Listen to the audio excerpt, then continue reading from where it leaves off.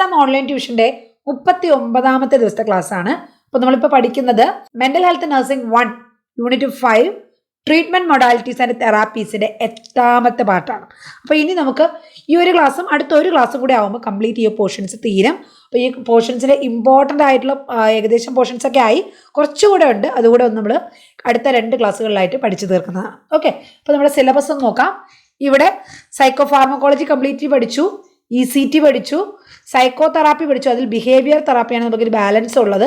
അത് കഴിഞ്ഞാൽ ഇനി പഠിക്കാനുള്ളത് recreational therapies, dance therapy, art therapy, music therapy, occupational therapy എന്ന് പറയുന്നത് റിക്രിയേഷണൽ തെറാപ്പീസ് ഉണ്ട്. അതുകൂടാതെ alternative and complementary therapies, yoga, meditation, some relaxation therapies, അത്രയും കാര്യങ്ങളാണ് നമുക്കിനി പ്രധാനമായിട്ട് ഈ ഒരു ചാപ്റ്ററിനകത്ത് പഠിക്കാനുള്ളത്. ഇതിൽ നിന്നൊന്നും 10 മാർക്കിൻ്റെ ക്വസ്റ്റ്യൻസ് ഇല്ല. ഈ ഒരു സെഷനിൽ നിന്ന് ഇനി പഠിക്കാനുള്ളതിലെല്ലാം 5 മാർക്കോ അല്ലെങ്കിൽ 2 മാർക്ക് മാത്രം ചോദിക്കാൻ ചാൻസ് ഉള്ള പോർഷൻസ് ആണ്. നമുക്കൊന്ന് സ്റ്റാർട്ട് ചെയ്യാം. ഇവിടെ നോക്കാം, നമുക്കിനി അടുത്ത് സ്റ്റാർട്ട് ചെയ്യേണ്ടത് ബിഹേവിയർ തെറാപ്പിയാണ്. It is a form of treatment for peoples or problems in which a trained person deliberately establishes a professional relationship with the patient. അതായത് ബിഹേവിയറൽ തെറാപ്പി അല്ലെങ്കിൽ ബിഹേവിയർ തെറാപ്പി എന്ന് പറഞ്ഞാൽ ആ ഒരു വേർഡ് തന്നെ മനസ്സിലാക്കുക. പേഷ്യൻസിൻ്റെ ബിഹേവിയർ നമുക്ക് ചേഞ്ച് ചെയ്യിപ്പിക്കുക, അവരെ മറ്റൊരു സ്വഭാവ രീതിയിലോട്ട് മാറ്റുക. അതും എല്ലാം കംപ്ലീറ്റ്ലി സ്വഭാവ രീതി മാറ്റുകയല്ല, ചില കാര്യങ്ങളിൽ ചില സ്പെസിഫിക് ആയിട്ടുള്ള ബിഹേവിയറുകൾ എന്ത് ചെയ്യുക, ചേഞ്ച് ചെയ്യുക എന്നുള്ളതാണ് നമ്മുടെ ഈ ഒരു ട്രീറ്റ്മെൻറ്റ് മൊഡാലിറ്റിയുടെ ഉദ്ദേശം.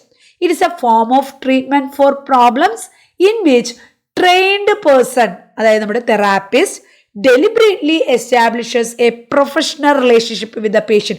പേഷ്യൻറ്റുമായിട്ട് എന്ത് ചെയ്യുന്നു, മനഃപൂർവ്വം അവിടെ പർപ്പസ്ഫുള്ളി പേഷ്യൻറ്റുമായിട്ടൊരു പ്രൊഫഷണൽ റിലേഷൻഷിപ്പ് മെയിൻറ്റെയിൻ ചെയ്യുകയും അവിടുത്തെ ആ ഒരു റിലേഷൻഷിപ്പ് മെയിൻറ്റെയിൻ ചെയ്യുന്നതിൻ്റെ ഉദ്ദേശം എന്താണ്, with the objective of removing or modifying existing symptoms and promoting positive personality growth and development for the patient. അതായത് പേഷ്യൻ്റെ സ്വഭാവം, പേഷ്യൻ്റെ ഇല്ലായിട്ടുള്ള സിംറ്റംസും അല്ലെങ്കിൽ എന്തെങ്കിലും നെഗറ്റീവ് പേഴ്സണാലിറ്റി എന്തെങ്കിലും ഉണ്ടെങ്കിൽ അതിനെ ചേഞ്ച് ചെയ്ത് പോസിറ്റീവ് പേഴ്സണാലിറ്റി ആക്കി മാറ്റുക, രോഗത്തിൻ്റെ സിംറ്റംസ് മാറ്റുക, പേഷ്യൻറ്റിൽ growth and development, behavioural growth and development കൊണ്ടുവരിക.